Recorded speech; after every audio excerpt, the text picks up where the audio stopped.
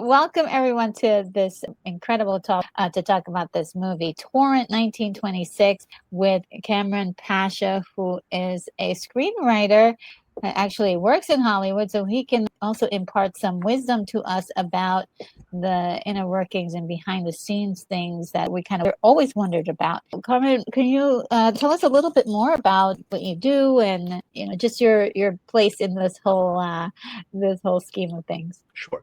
Well, thank you. It's an honor to be on your channel. We've been on other people's channels together, so it's good to be on together on your channel now.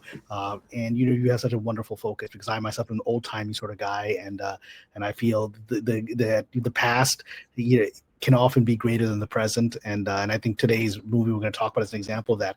But yeah, so my background is I'm Kamran Pasha. I am a novelist, a filmmaker. And also a songwriter. And I've been working in Hollywood for almost 25 years. I've worked on big TV shows like Sleeper Cell on Showtime and a bunch of shows on CW like Nikita and Rain, which is the Mary Queen of Scots show. And then last show on CW was the Roswell remake. Roswell, New Mexico. Yeah, and I got into short film, not silent films, silent films. A couple of years ago, I just actually picked up Greta Garbo collection of DVDs of her silent film. The movie we're going to talk about today, Torrent, was the first one I had ever seen. I'd never seen a silent film before.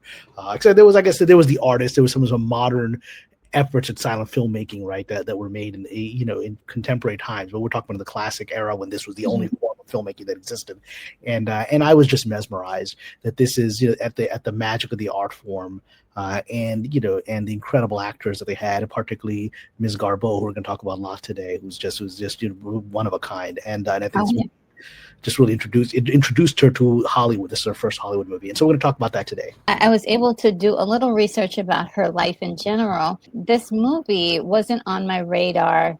I actually had a really great conversation with myself afterwards. There's a timeless feeling to the storytelling. So, and I wonder if that was part of the attraction why you mentioned this movie for us to look at. Yeah, I mean, it is a very timeless movie. It was based on a novel. My understanding is based on a novel, Spanish story, and it has a very novel-esque feeling to it.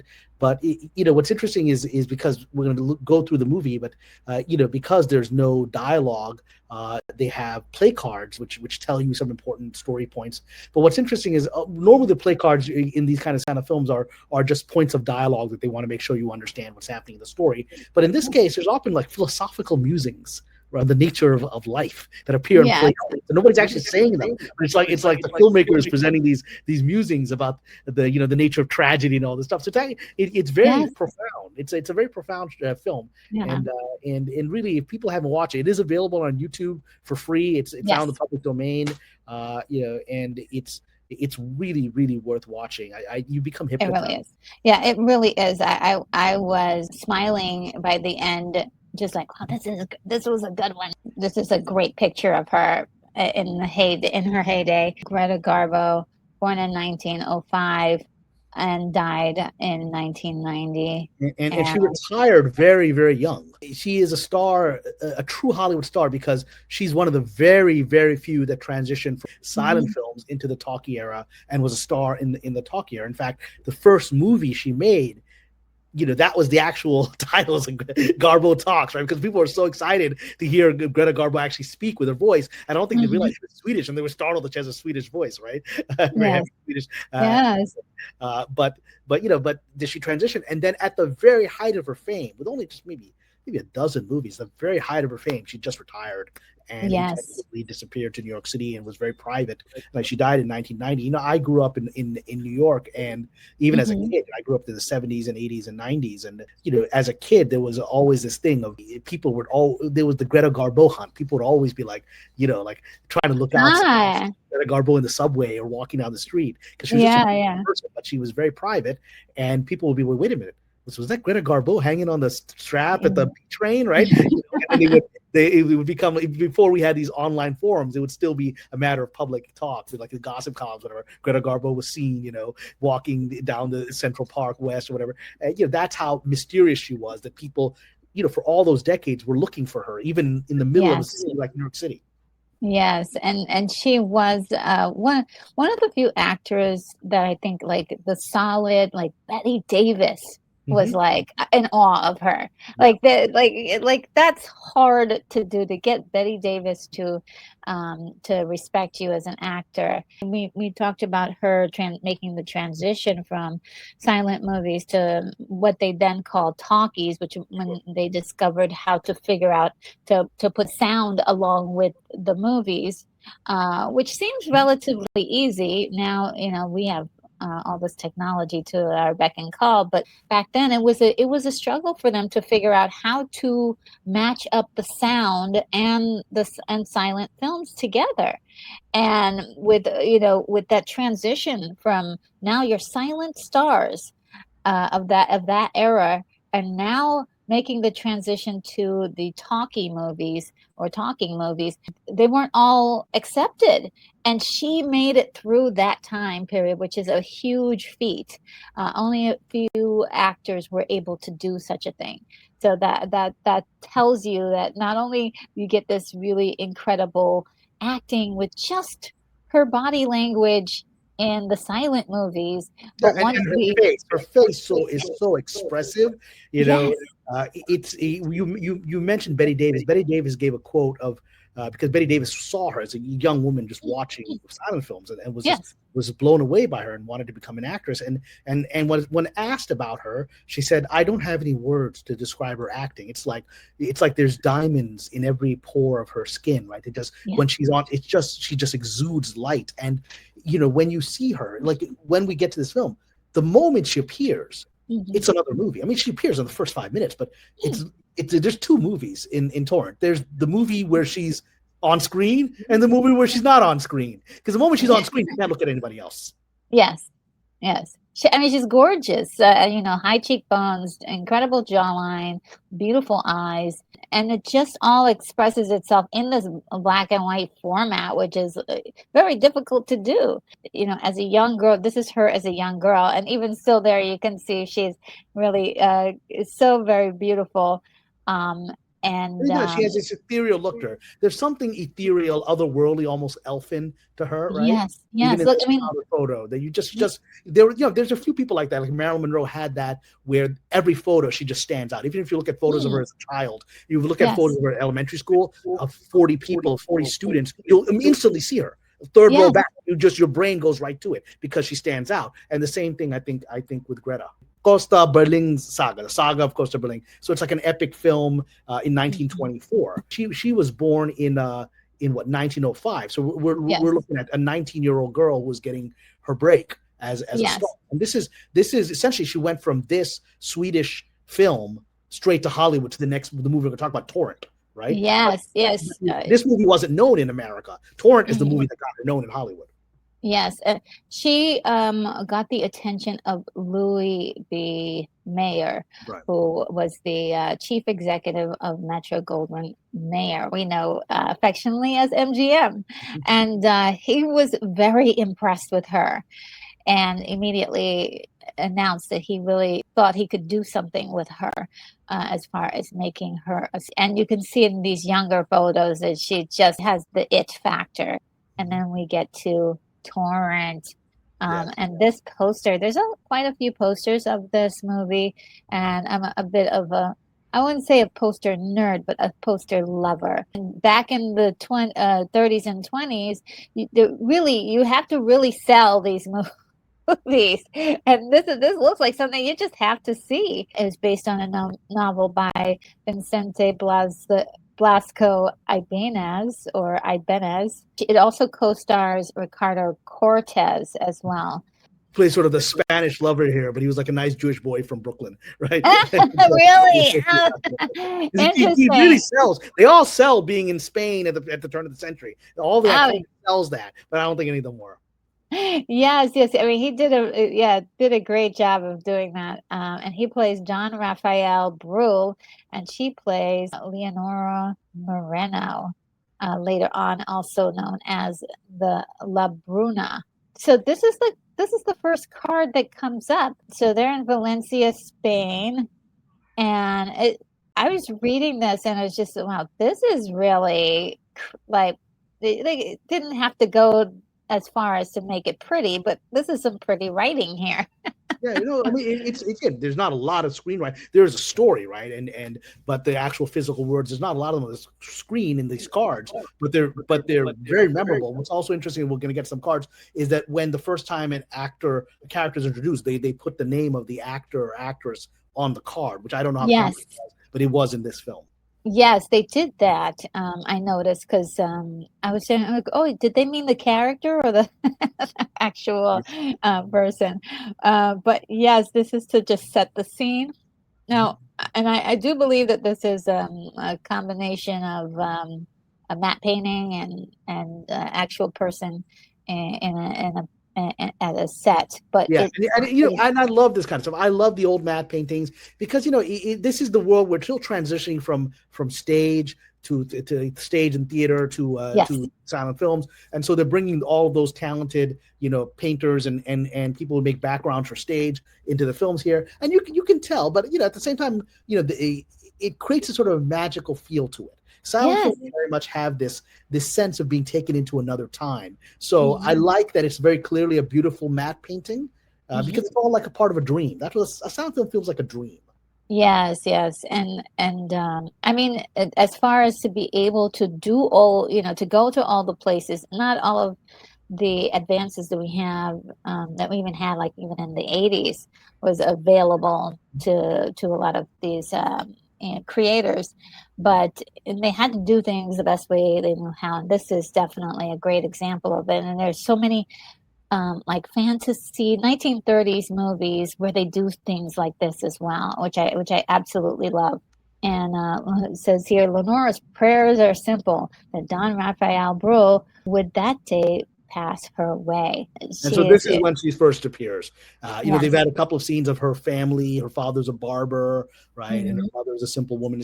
And they're talking about the father's a barber and he's shaving some client, and then his daughter starts singing outside, and then we cut to her and she's singing by a well outside of her home. And instantly it's another movie. The moment I saw this, I just like, wait a minute. I mean, this is about 5 minutes of the movie, and then I went to her, and as you can tell, it's just magical when she appears.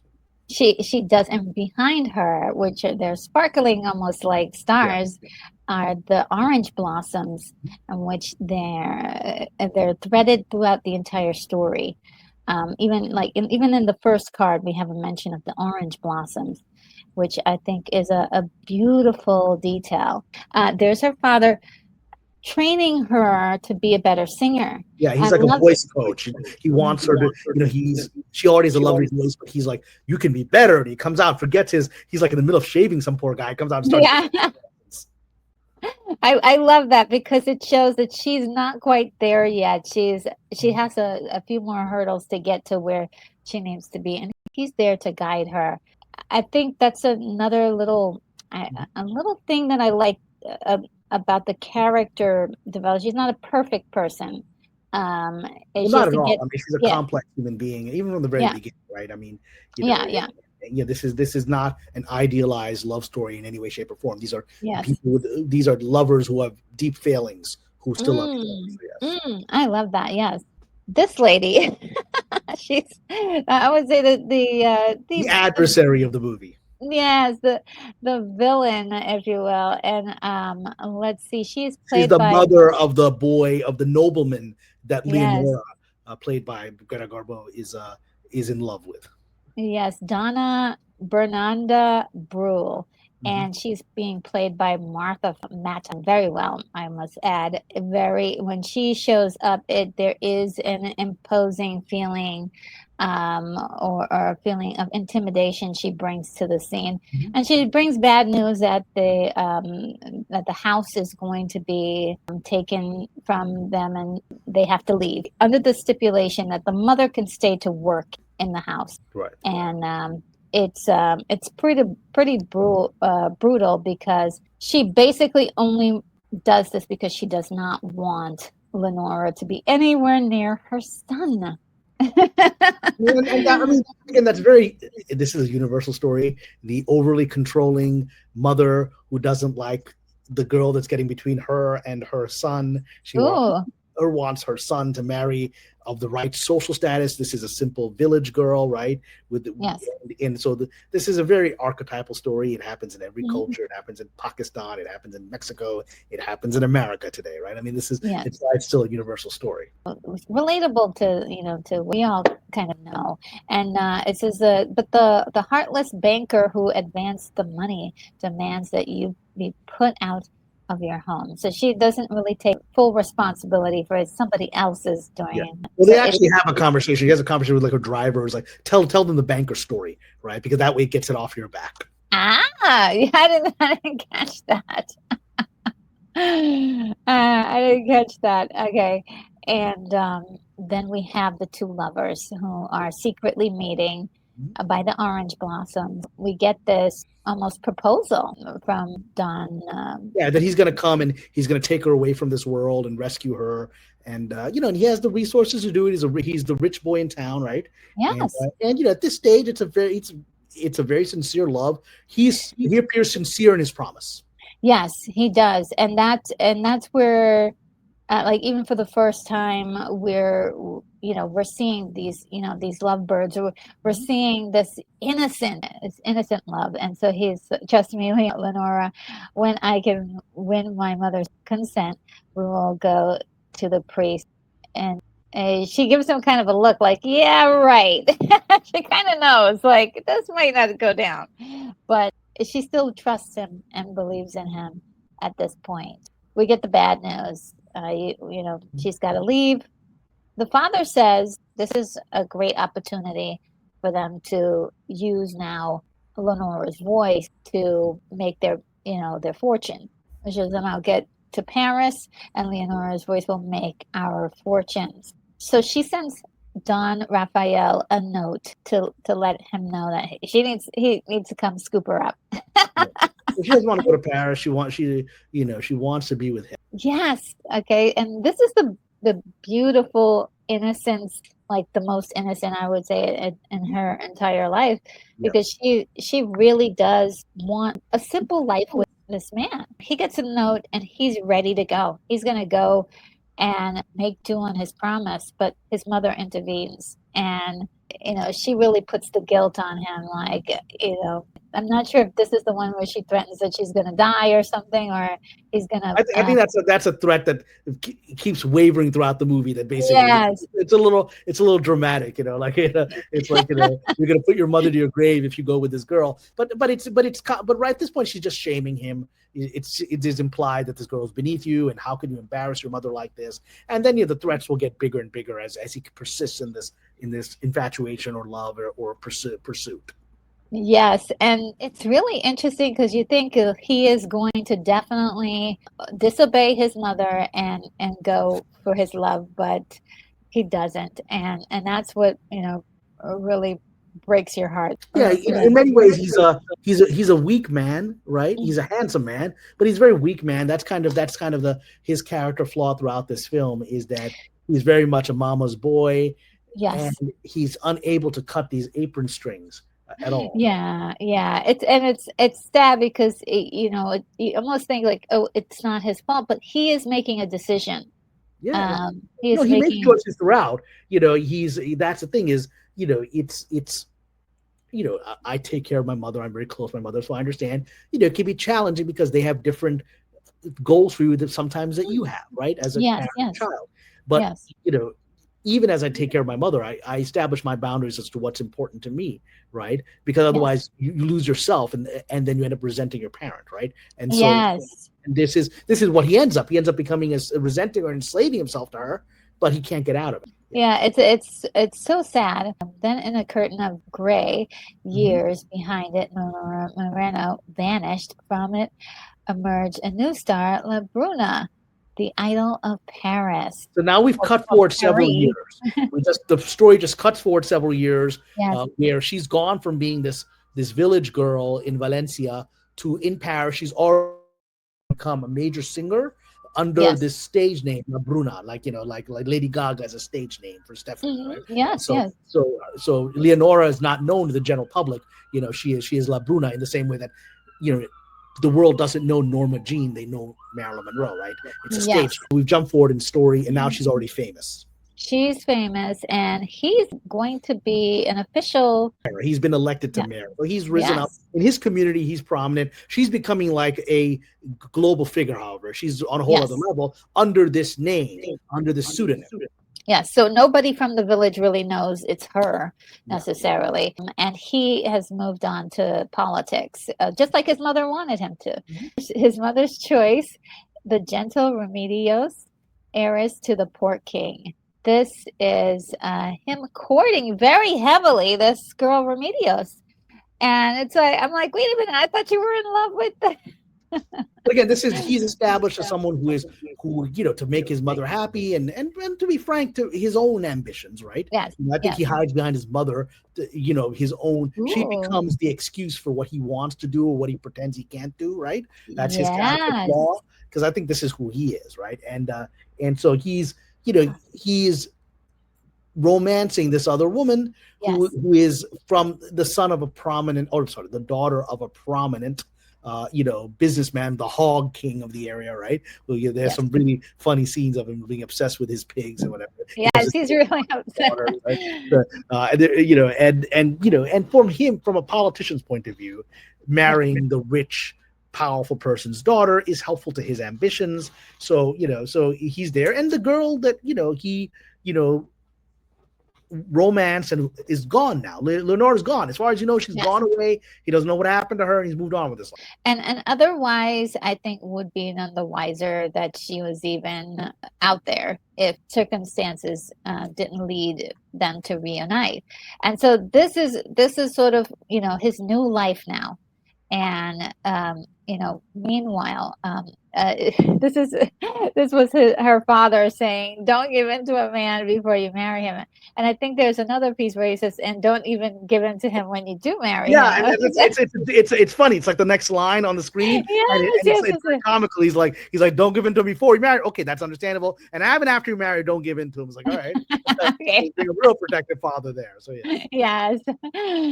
Now we see her as this grand sort of. Now we see this, goes from this simple village girl clothes to this, to this Parisian elegance of. Again, this is the Roaring 20s. So and there's some actually really nice dance sequences that we see her watching. Some of the 1920s dances.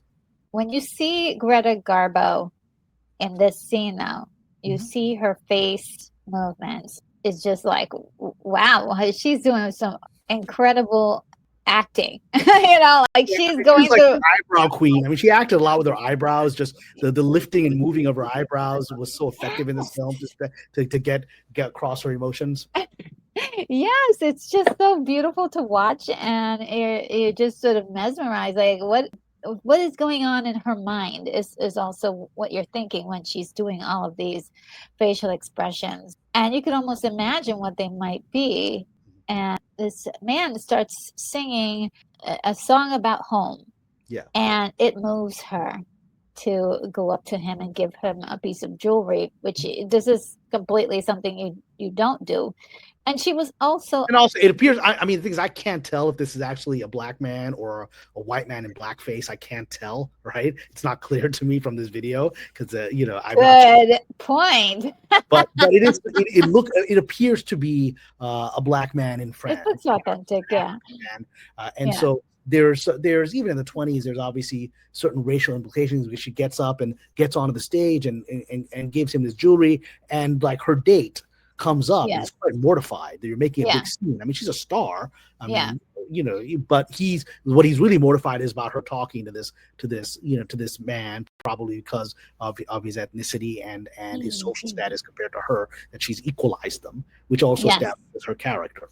Yes, and she looks at him as an artist, which I was like, wow, this really speaks a lot about her character.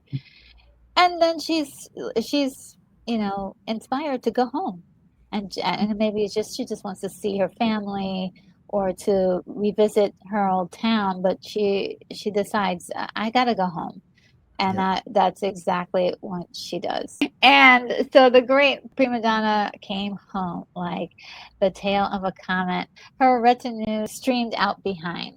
So now she's reuniting with her mother, right? Yes. And she's coming back, and now she's coming back as a wealthy woman, right? And again, the town doesn't know her background, Yes. right? They just are We have startled nothing. that she's back in town with all this wealth and furs and jewelry. Nobody knows her story, but she's coming, and you see her go out of her way to really award her family and the people she cares about with luxurious goods to show as a gifts of her coming home. Yes, yes. It's really kind of great, especially, her reuniting with her mother. Her father has passed. She notices that he's up for election to be a politician. He's won the election, and so he gives a great speech, and she shows up, and she basically like mocks him. Yeah. But it And really this is plays. actually some of the greatest face acting she does in this movie, where, because there's so many layers. She sees him now as a politician, and the reason she's laughing at him, and she's doing it publicly, is that he's Yes. out there making speeches about how honorable he is, and how he's gonna, protect the trust of the people who voted for him. And Yes. she's laughing because he betrayed her trust. He has no Yes. honor in her view, right? He's a liar, and he's Ah. a coward. And Yes. she's laughing at him. She's doing it publicly. Like, Yeah. to the point that he sees her for the first time. He's startled to see her, and he's kind of perturbed to see her mocking him in the crowd, right? But there's also very clearly pain there. There's pain there, right? Yes. Because there's grief on her face. That's the genius of Garbo's acting, is that Yeah. there's the smiling of her laughter, but the rest of her face conveys this great grief of loss and longing. Yes, and you see that in quite a few of the scenes coming up where she does, do the laughing and sort of the mocking, playful mocking, and then afterwards you see her kind of recoil into a different tone altogether. She's But only 21 years old when this movie is made. It's amazing. yeah, and if you think about it, she may have been just a smidge younger because her birthday is in September, and I think this came out so she might have been like even a smidge 20 younger. when she Yeah, yeah, and just the expert level of her ability is that's just what's incredible. noticeable. I mean, this is her first Hollywood film. She's done a couple of small movies in Europe before this, from the age of 19, and I mean, she's a master on the screen. She's frankly the most talented. I mean, these are all professional Hollywood actors. She's the most talented person on the screen with almost no experience. It's really innate. And the camera loves her too. The camera loves her. So we get this scene where he's intrigued by her. She leaves, and he's intrigued by her, so he follows and is trying to figure out what is going on. He hears the record of La Bruna. La Bruna, and it clicks in his mind. It's her voice. Yes. And so she admits, like, it's me. Look at that pose there. I mean, this is actually this whole sequence. This, like, when she's in that sort of door frame and she's mocking him, and it's me. And didn't you know? It's actually one of my favorite moments in the entire movie. It's very memorable to me, right? Because the facial expressions she makes in just that frame, where she's standing there exactly like that, and what she does with her cheeks and her eyes, and her eyebrows, where she's just putting him down, right? For not seeing her value, and now the world sees her value. It's really amazing. I think there might even be like GIFs or whatever on if you put up Garbo, like that might be the actual GIF that comes up. Oh yeah, and also, like, even in this particular scene, like what she's doing with her hands too, it's very, very precisely acted out, but it doesn't feel like a rehearsed thing. It feels very expressive, and you get exactly what emotion she's going for. This actually plays out like a lot of romance comedies that I've seen, where you get sort of like the playful joking between exes that really still have attraction to each other, and she's still going at sort of this playful mockery. She's, of course, from a hurt place, but not meaning to be hurtful. But I think he does get really upset about the way she's kind of going at him. He's very thin-skinned throughout this film. I mean, he's in many ways he's the pretty boy. He's the pretty boy that lacks the courage to be a man. Yeah. I really would have loved like an apology at least, or some kind of explanation. But at this point, he's still this entitled, aristocratic jerk. Yeah. A little bit of a jerk. I still sympathize with him because he's you can tell he's crazy about her. That's the other thing. It's like, oh, well, he is crazy about her. Not very long after we get the scene where I think the next day he's taking his mother and his fiance. Well, she's not quite his fiance yet, but she's the sweet daughter of the Hog King, right? Who's kind of a tragic figure because she's a good woman. There's nothing wrong with her. She's not like the adversary, like the mother, right? Who is trying to keep these two apart. She just loves this man, wants to get married and have a normal family with him. I don't think she's really aware of this torrid affair, right? And so she has this very innocent view that her husband loves her. I don't think in the entire film, I don't think she figures it out. No, she doesn't. In some ways, that's a lot like Scarlett O'Hara and Ashley and Melanie. Like Melanie never figures out that Scarlett and Ashley have a thing, right? She never figures it out, right? And that's what keeps her pristine and innocent. In the novel, actually, there's a great moment because I think the Gone with the Wind novel is even greater. The film I love, but the novel is even greater. It's just one of the greatest books ever written. And there's a great moment in there where a drunken Red Butler almost reveals that the reason he's drunk is that he loves Scarlett and she doesn't love him. She loves Ashley. He almost drunkenly reveals it to Melanie, and then he stops himself because he realizes that will shatter her innocence.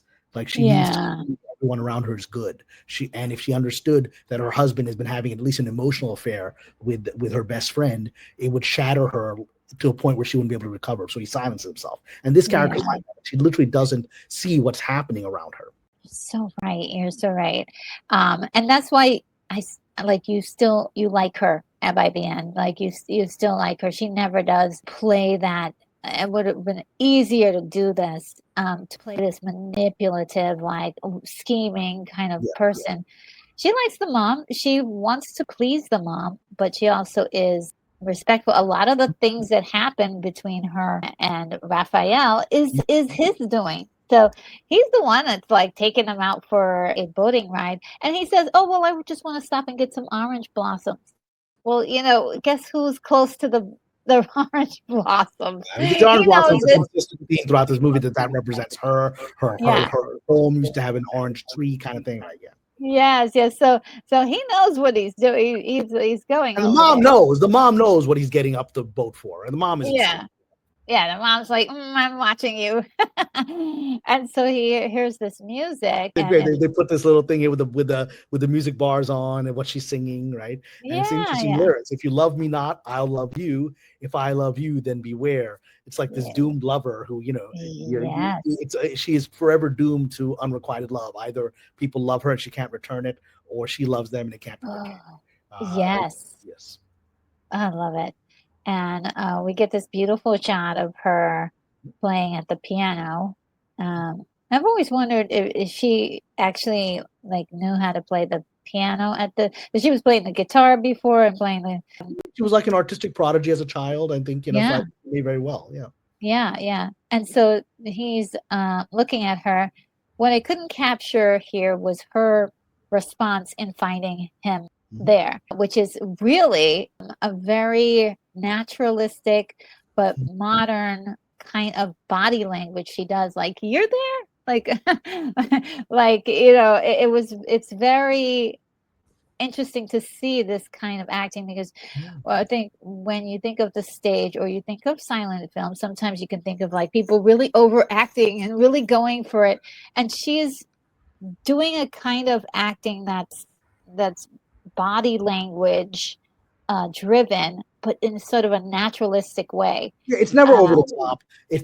That's why I said there's two movies, because the other actors are all acting as they need to for what silent films are expected. Like on the stage, you're expected to speak louder than you normally would because you must convey to the back of and then stage actors have to be trained to not talk like that on set of a film because they have a boom, right? They don't need to shout it out. Right. And similar with all the silent film actors in this movie are being very expressive, intentionally so, because they know that's what's expected because their dialogue isn't being heard.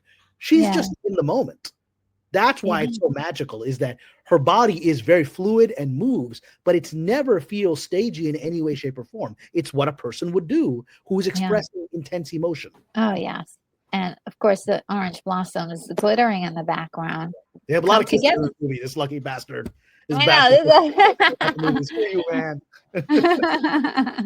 Yeah, they connect, and it's like, okay, what's happening here? They admit their love for each other, Yeah. and they do. Suddenly a torrent, which is equivalent to a storm, if you don't know, as a furious and relentless as the passion that surged in the hearts of the lovers. So this is about halfway through the movie. This is about 45 minutes into the movie. This is about an hour and a half movie, and this is approximately 45 minutes of the movie that we finally get the reference to the title, which is a torrent, which is a storm that plays the sort of turning point of the film. Yes, and there is a mention about certain houses in the area that always stand up to any storm. Mm-hmm. So this scene is really interesting because they get into like a little argument, and then he storms off to the boat. It's the torrent is coming down, and he asks Remedios, "When is the soonest we can get married?" And so I was like, wow, why don't you give yourself a little time to figure out what's going on? I mean, that's it. Is that he's right? Again, I don't want to sound like I'm judging the character, but the character is, in some ways, it's not as complex as Leonora's character. He's just not. He's not written that way. So he's a little childlike. He's a little childish, right? And they both are to some degree, in that they're both doing tit for tat revenge things, right? But hers seems longer planned out. His seems very impetuous. Yes. The storm starts coming down, and it is a battle. I don't know how they filmed this. It looks like there's a mixture of miniatures in there as well. It's effective. I mean, it's like a waterfall. I mean, it looks pretty scary. It looks like it looks fantastic. Like, I'm like, what? Oh my God, this looks really intense, and it's clear what's going on too. So that's another. There's a couple of scenes where it looks like they're in a studio, and but on the most part, a lot of it looks very realistic. And they all gather up at the Brule house, because the Brule house is one of the strongest houses. And then they realize, where's Leonora? The barber and Raphael go to rescue her. And they find her. He's a hot mess. But when they find her, she's just relaxing in her bed. There's a bit of banter. She's still playing with him, but they are really now starting to like rekindle their love like it used to be. And she notices he risked her life. He risked his life to come out for her. She sees that, right? She knows that this isn't just whatever flaws he has as a man. He still has the courage to come out in the middle of a flood to make sure she's okay. That says something. Yes, and so she does mention that. He says, "You've changed a lot," and this is her response. But you're the same careless boy who loved and forgot to keep faith. So there is that. She's not letting him off the hook without. Yeah, I mean, she's always going to rub that salt into the wound, right? Because the truth is, he hasn't changed. That's the implication there. I have changed a lot, but look at you. Yes. And then it's just kissy, kissy, kissy. So this is a sort of classic silent film romantic sort of thing, right? But I picked this picture in particular because he's the one who's going for it.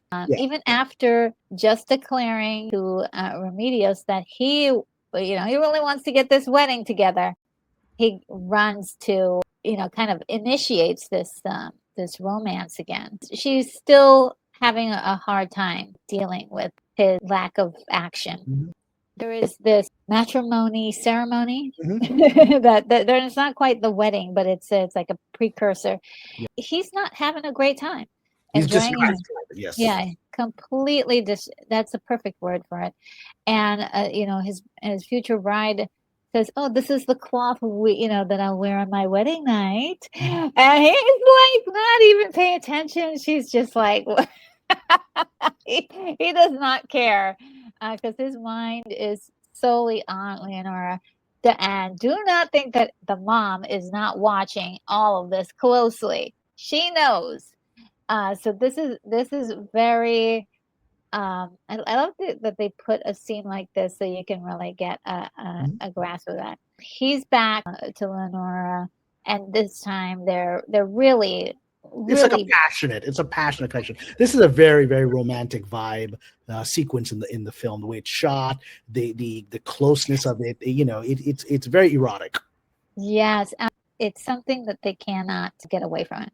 If time lets slip a little, perfect hour. Oh, take it. For Won't it will come not come again. again. For And it will not come this is example of these kind of beautiful philosophical cards. I don't think any Yes. character is saying that. This is like the narrator of the film speaking, right? And it's actually poignant. It is poignant because they have they have this one romantic forbidden night together, and for it will not come again. Oh, yes. Yes. And this is sort of the last straw for the mom. But according to our knowledge, they're just talking and spending time together under the orange blossom tree. They're living this one moment that they'll never see again. It's so pretty, actually. If you're a hopeless romantic, Well, the next day, Yeah, and this is actually a really wonderful scene because it shows the power dynamic, of the mother who is sort of the matron of the town, yes, and the use of shaming, basically to shame Leonora's mother, right? That yes, your daughter is a hussy. It's implied your daughter spent the night with yes. my son, and they probably weren't Mhm. sitting around playing tic-tac-toe together during the full night, right? And so that's Oh, boy. this is even the 20s. This is kind of risque, right? What they're implying here, but Yes. it's very effective in showing the power of shame because I think Mm. that has in traditional cultures worldwide. This is Spain, but anywhere you go, there is sort of not 2025 American. Everything goes, dating, right? Where everyone's fine Yes. with everything. Mhm. Oh, you're living together with, right after high school, no problem. Nobody cares. This is another culture in which it's actually women that enforce the sexual mores of the culture, Mm. right? Historically, Mm. that's always been the case, right? Yeah. And the tool has always been shaming of other women, right? Mm. And so that's what's shown here is that that she's not going to attack Leonora directly. She's going to take away Leonora's relationship with her mother. Nasty. Oh, that just gets you right in the gut, right? I mean, how could she? But they insinuate that this man here has been giving Leonora all the money that she's been giving her mom gifts, like all the clothes and all the things that she's been lavishing on her mother. That this is her secret, like sugar daddy.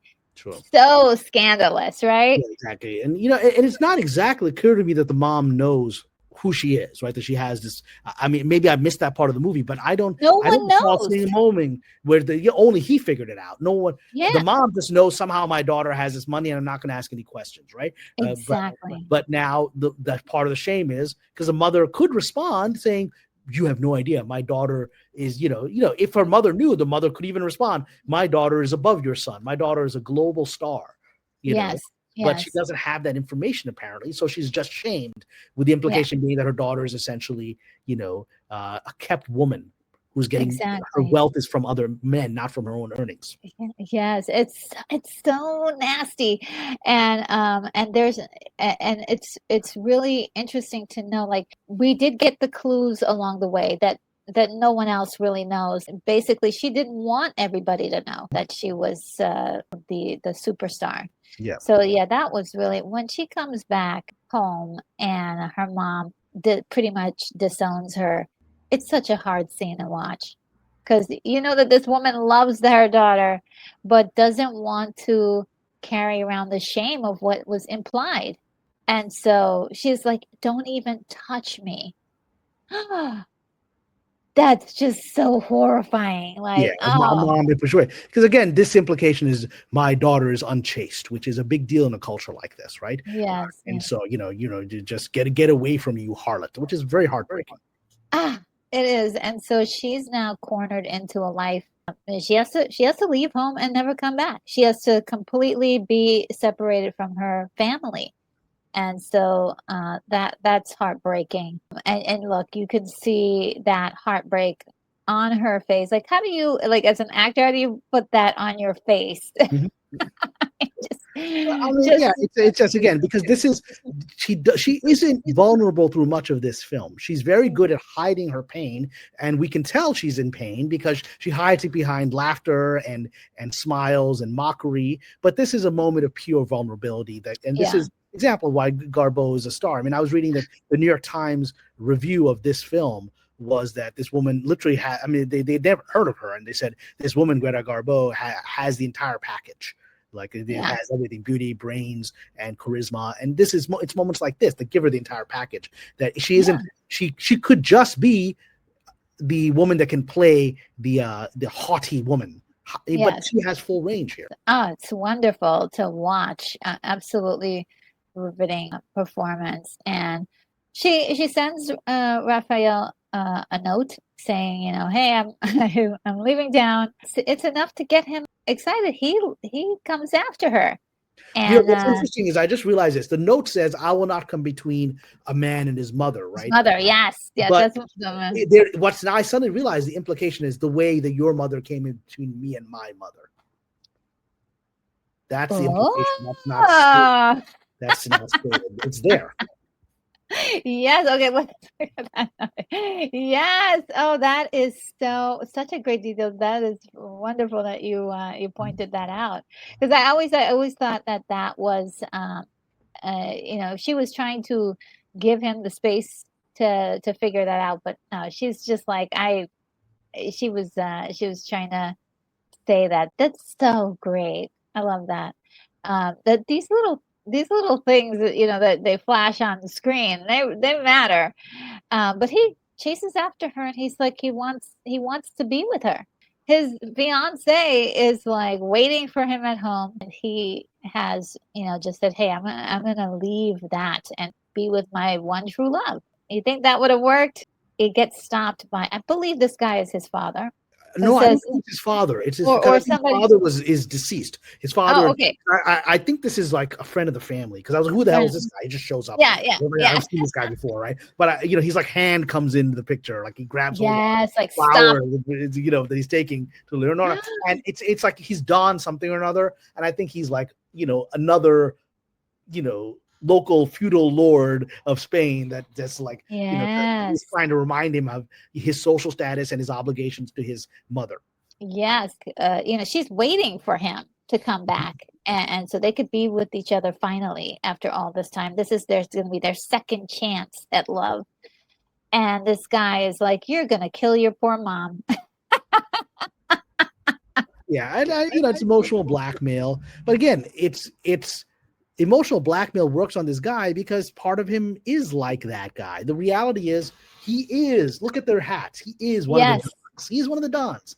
And, you know, this wouldn't work. Like, would this have worked on Romeo? They tried to emotionally blackmail Romeo. It didn't work, right? You know? And so, you know, a man can only be blackmailed when he wants to be. I love that you brought up Romeo. That's great.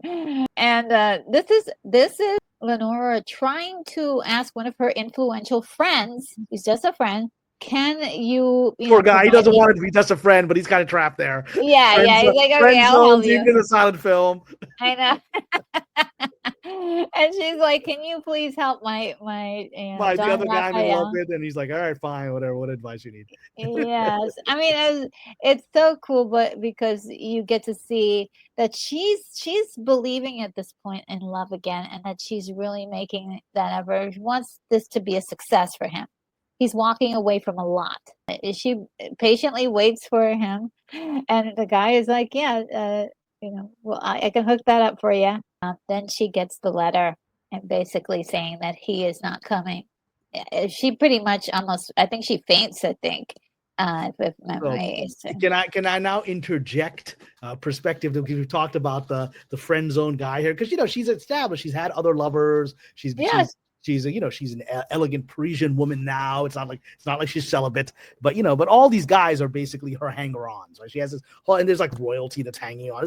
She has all these hanger-ons, right? Yes. Kind of like Marilyn Monroe had all these hanger-ons that she was using, right? And so it's what it is this movie is actually very honest about the fact that it's this emotional roller coaster that has her addicted. Like, Mm. it's all these other guys are offering her love, and she doesn't want Yes. any of them. It's this ridiculous emotional roller coaster where every time they're about to get together, something comes between them. He screws up, he loses his nerve, somebody gets between them, and yet she keeps coming back for the roller coaster. So Yeah. it's a little bit of the bad boy syndrome. Like it's the Ah. intensity of the roller coaster that she's addicted to. Oh, And she wow. can have I all these didn't love even commands, think including like killing about them. that. Yeah. Yeah. And they all, any one of them she could commit to and have the love that she wants. But it's this elusive creature that she is just so addicted to. You're so right. After that, it says life went on year after year for Raphael, the treadmill of monotony. For Lenora, the golden heights of song. Again, Madrid. Mhm.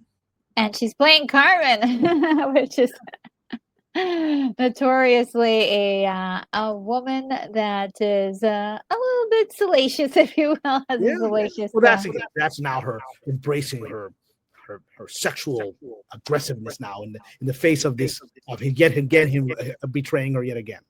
Yes, I mean that it's so subtle, but that's what it stands for, right? You Mhm. couldn't mistake it. And there she is, in full costume and embracing the Carmen-esque attitude, flavors, what have yous. She gets a delivery of orange blossoms.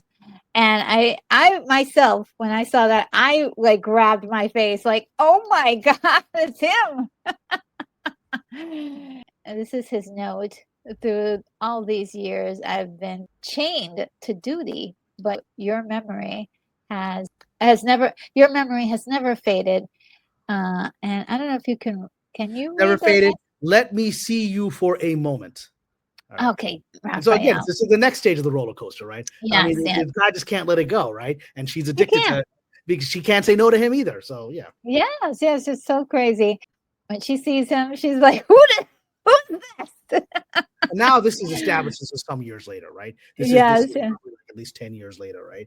And they Yeah, make it he's and she still remains Greta Garbo, that's ageless and timeless, right? But he's yes, clearly a much older man, graying hair, physical body change and clothing. He looks kind of defeated, yeah, and she's at the yeah. height of her fame. Okay, for 1926, great makeup. I was like, wow, they did a great job of Yeah. transforming him into a middle-aged man, from this young man to this middle-aged person. And he's not, they didn't overdo it with too much makeup. And it looks really authentic. I could see where they added like padding and they stuffed his cheeks with cotton, but it is very good assessment of him as an older gentleman. And Mhm. here we get the stinger. He's got a wedding ring on now, which is quite a big difference from the last time. I mean, last time we could get away with him not being. He was the sort of the boyfriend or sort of betrothed to someone, but it wasn't set down yet. Now we've got the permanence of a wedding ring, Mhm. and that really gives her a moment to pause from, immediately embracing him as a lover. Yeah, she's she really upset. Like he did do that. The girl your mother chose is what she says, which is really quite telling of how she's like, she's calling him out, and Mhm. he's still trying so Yeah, and, desperately. he's like slobbering over here, and look at the body language. She's pushing him away, right?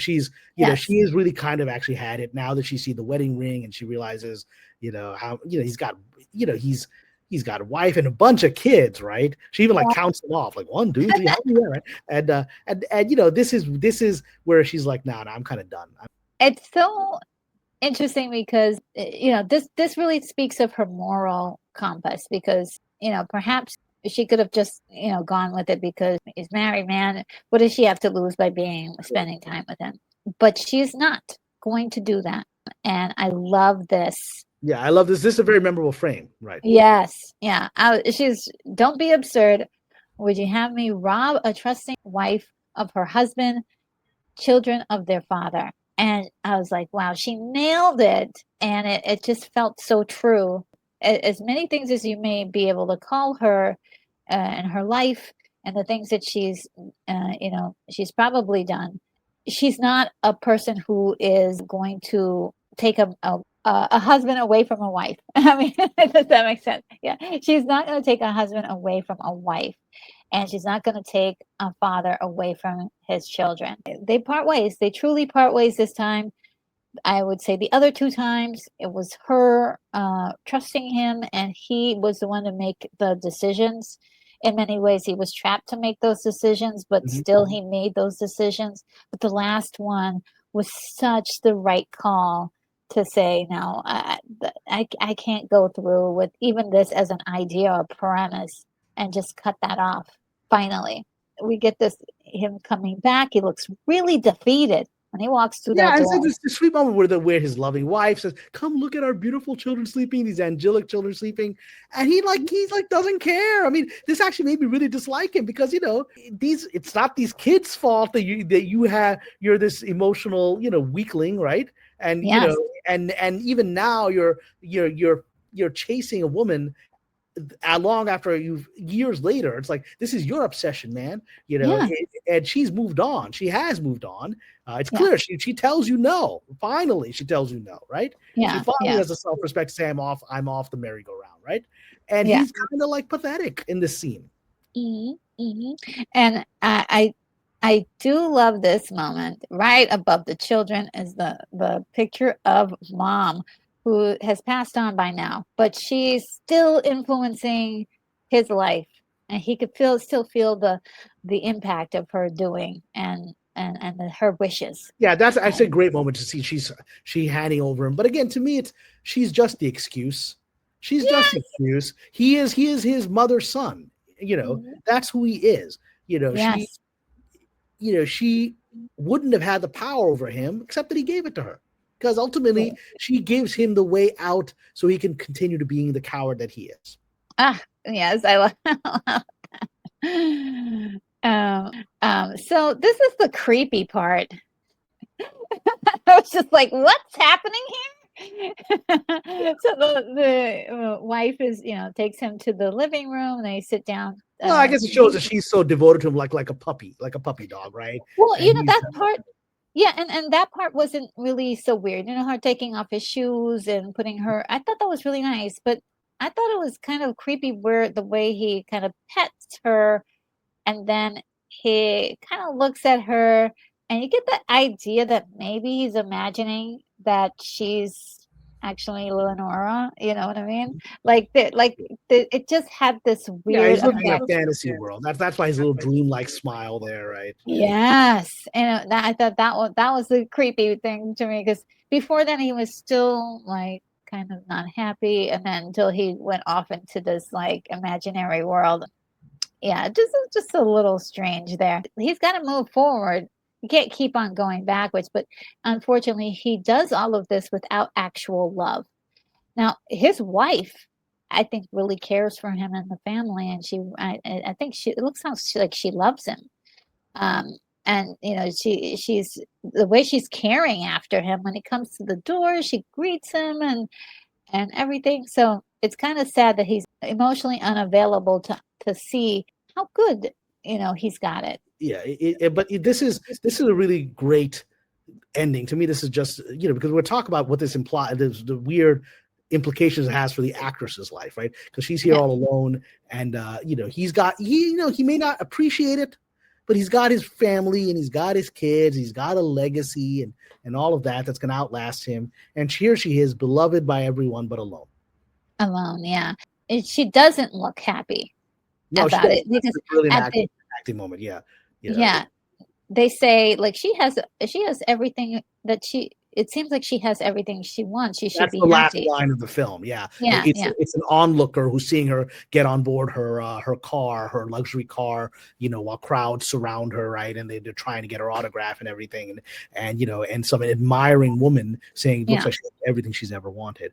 And we close off, and she's alone, in this car, just staring straight ahead, and we fade to black. And it's really a chilling moment.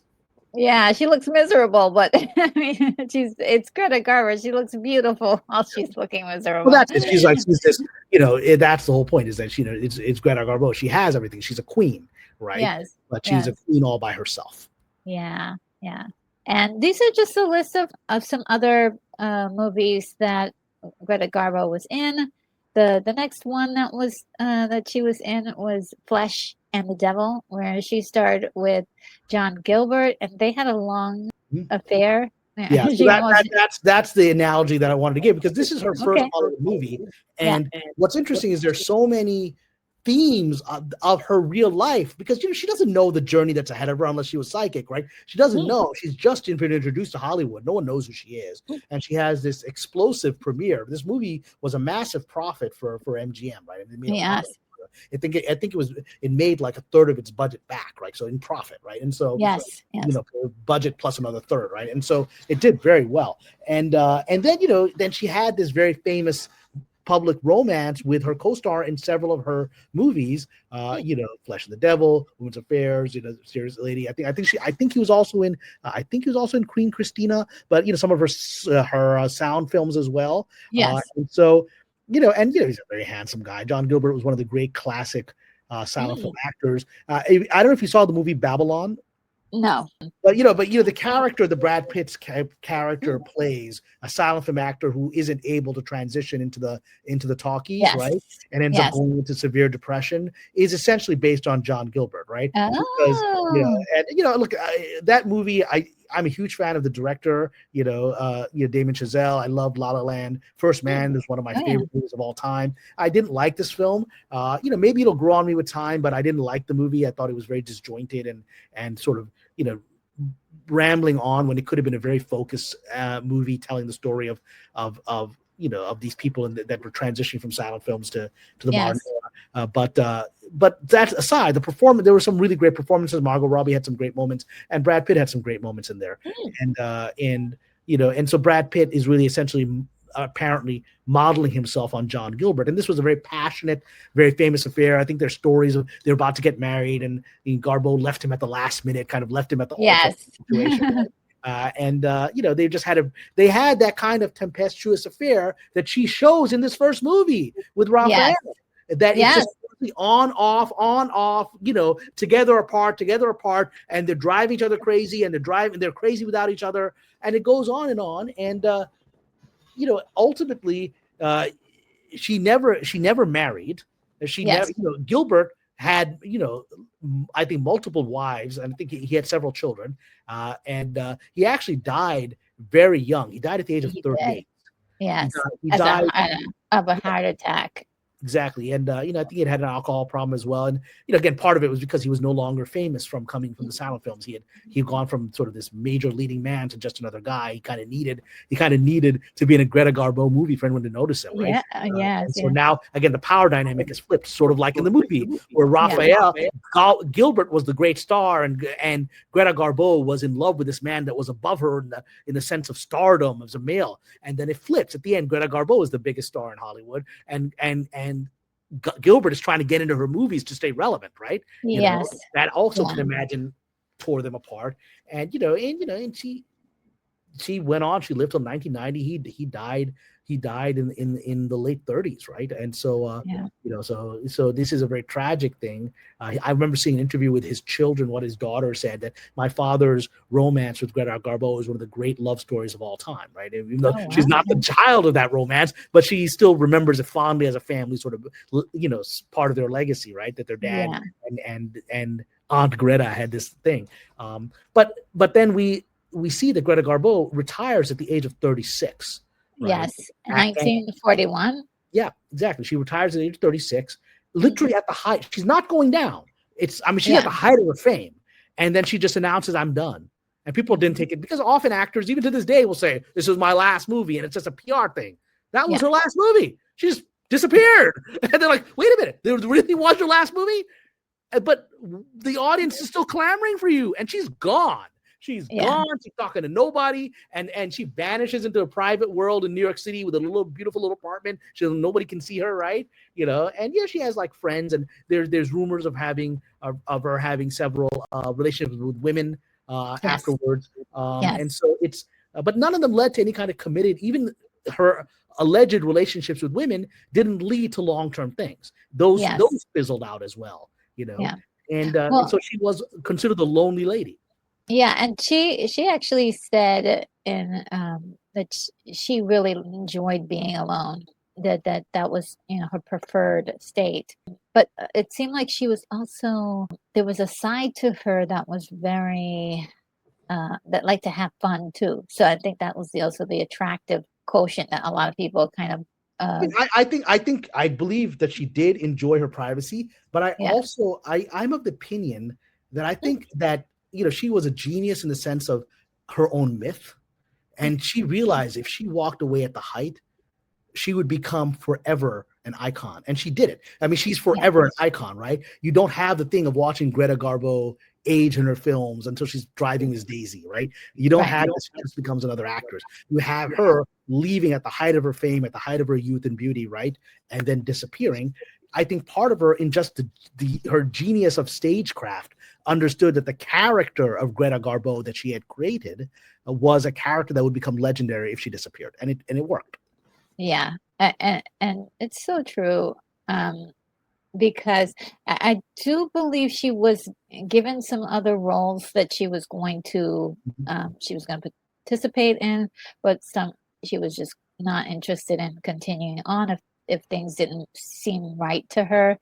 But also she just became enamored with Hollywood and acting. Well, everyone becomes disenchanted with this town. Mm-hmm. I know from personal experience, everyone becomes disenchanted with this town. Marilyn Monroe, because I've written a movie about Marilyn, right?